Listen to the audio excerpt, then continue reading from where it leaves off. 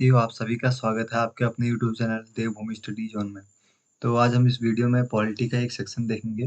भारत की जो हमारे संविधान की अनुसूचियाँ हैं, उनको ट्रिक के माध्यम से जानने की कोशिश करेंगे, जो आपके कोई भी एग्ज़ाम हो, चाहे वो एसएससी का हो या स्टेट लेवल का कोई एग्ज़ाम हो, उसमें ज़रूर आपकी मदद करेगा।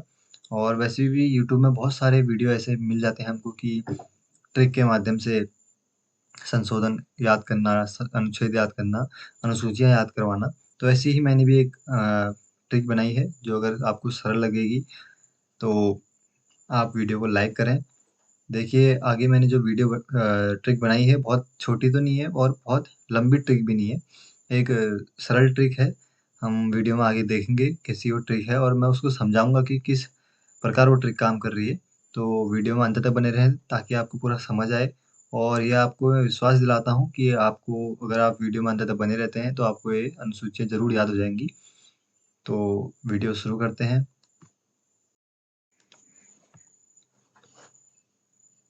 तो देखिए दोस्तों, ट्रिक को मैंने कुछ इस प्रकार से 3 भागों में अलग-अलग विभक्त कर दिया है और अभी मैं आपको बताऊँगा किस प्रकार ये ट्रिक काम करेगी हमारे इसमें।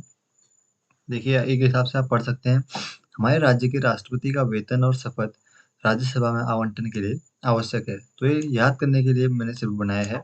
इसका वास्तविकता के साथ कोई संबंध नहीं है, ये काल्पनिक है एक हिसाब से।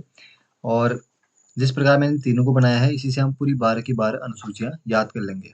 और एक बार आप इसको समझ गए, तो आप 12 की 12 अनुसूची एकदम सरल तरीके से याद कर सकते हैं। देखिए, पहले इसको समझने से पहले एक बार हम अनुसूची को देखते हैं, उसके बाद हम इधर वापस आएँगे। तो देखिए दोस्तों, जो हमारी पहली अनुसूची है, वो क्या है? राज्यों और केंद्र शासित प्रदेशों के नाम व क्षेत्रफल से संबंधित है। तो ये हमारी पहली अनुसूची है। दूसरी अनुसूची राष्ट्रपति का वेतन। इसके साथ-साथ उपराष्ट्रपति, राज्यपाल, न्यायाधीश, नियंत्रक एवं महालेखा परीक्षक, जिसको हम कैग कहते हैं, के वेतन भत्ते आदि का प्रावधान करती है। उसके बाद जो तीसरी अनुसूची है, इसमें विभिन्न पदों के शपथ और प्रतिज्ञा का उल्लेख है। ठीक है?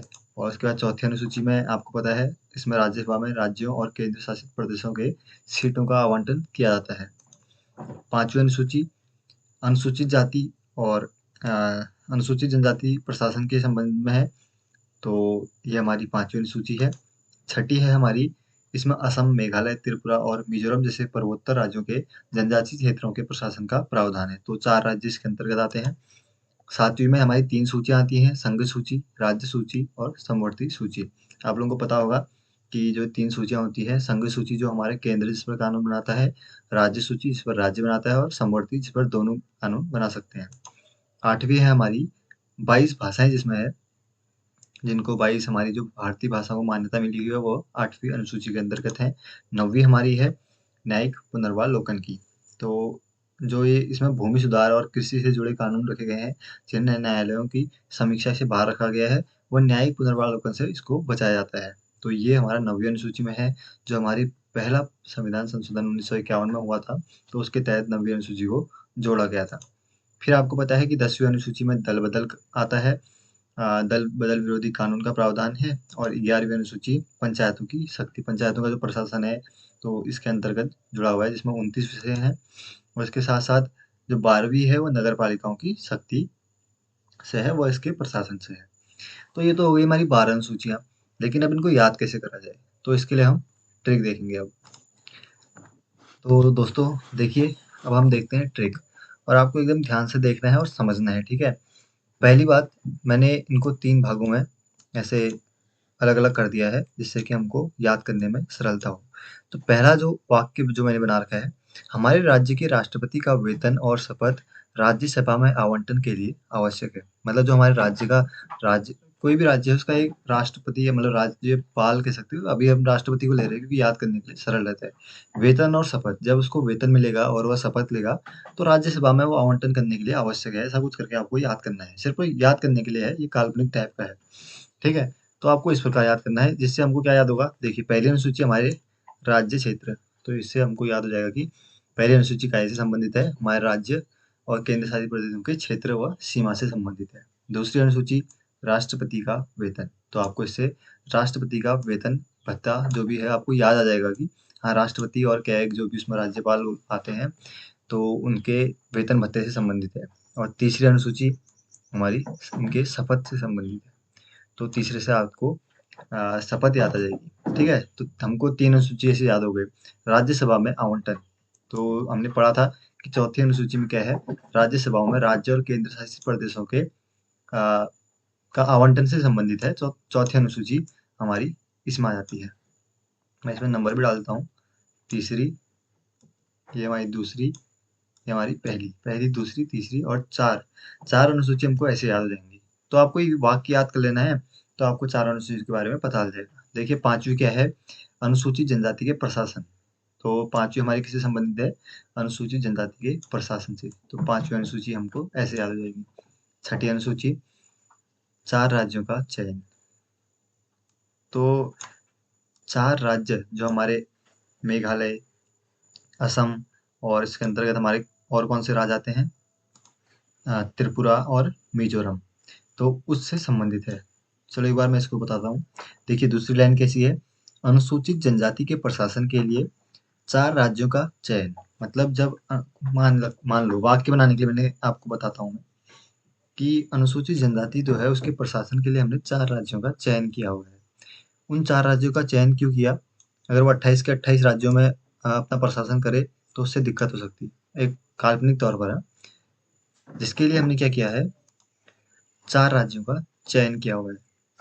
3 सूचियों में तथा 22 भाषाओं के न्यायिक पुनर्वालोकन से बचाने के लिए।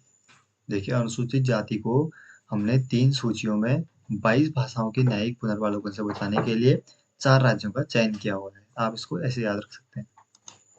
तो आप समझ रहे हैं ना मैं क्या कहना चाहता हूँ। देखो आप एक बार ध्यान से पढ़ो, आपको समझ आ जाएगा। अनुसूचित जनजाति के प्रशासन के लिए 4 राज्यों का चयन किया गया है, जिससे कि उसको 3 सूचियों तथा 22 भाषाओं के न्यायिक पुनर्वालोकन से बचाया जा सके। आप इसको ऐसे भी याद कर सकते हैं। ठीक है, तो इसमें हमारी कौन-कौन सी अनुसूची आ गई, हमने 5वीं हमारी अनुसूचित जनजाति से प्रशासन से संबंधित है 5वीं। 6ठी हमारी 4 राज्य इसके अंतर्गत आते हैं, मैंने आपको बता दिया, उन 4 राज्यों से संबंधित है। उसके बाद ये हमारी 6ठी हो गई। फिर हमारी 7वीं में आता है 3 सूची, जो मैंने बताई कि समवर्ती राज्य और संघ सूची, ये हमारी 7वीं में आती है। 8वीं अनुसूची के अंतर्गत हमारी 22 भाषाओं का जिक्र किया गया है, तो 8वीं अनुसूची हमारी इसके अंतर्गत आ जाएगी। फिर उसके बाद 9वीं अनुसूची, न्यायिक पुनर्वालोकन, जो मैंने आपको बताया है, तो 9वीं के अंतर्गत ये आ जाता है। अब अगला स्टेप जो है, अगर तीसरा जो मैंने बनाया है, इसको देखिए समझिए। दल बदल करना पंचायतों की शक्ति और नगर पालिकाओं की शक्ति को कमजोर करता है।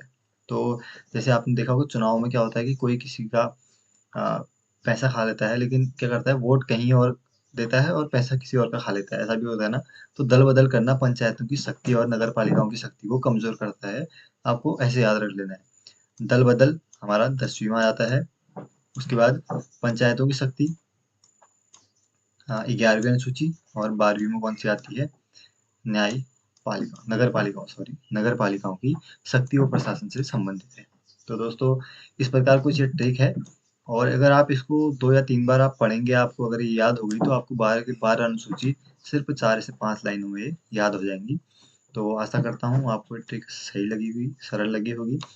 और अगर सरल लगी और अगर कुछ भी इसमें अच्छा लगा आपको, अगर आपको समझ आई, तो वीडियो को लाइक करेगा, अपने दोस्तों में शेयर भी कीजिएगा, ताकि औरों को भी इस प्रकार से, अब ऐसा है कि किसी को समझ में आएगी और किसी को नहीं आएगी, मतलब किसी के लिए सरल हो सकती है, किसी के लिए कोई और ट्रिक सरल हो सकती है। अगर आपको अलग ट्रिकों से समझ में आता है तो आप उनसे याद कीजिए, अगर आपको इससे समझ आता है तो आप कमेंट करके बताइएगा कि आपको ट्रिक कैसी लगी। मिलते हैं अगले वीडियो में, धन्यवाद।